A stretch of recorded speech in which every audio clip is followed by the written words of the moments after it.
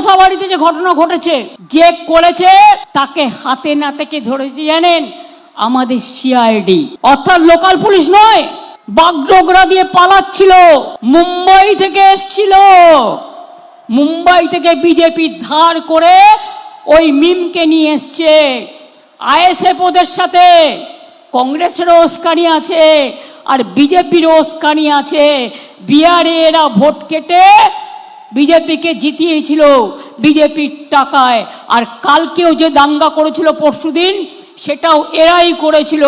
মনে রাখবেন, পরিকল্পনা করে, পরিকল্পিত করে এনআইএ আসার আগে আমাদের সিআইডি, যেটা এখনো আমি দেখি সেই সিআইডি ইলেকশন কমিশনের আন্ডারে পড়ে না, সেই সিআইডি তাকে গ্রেপ্তার করেছে।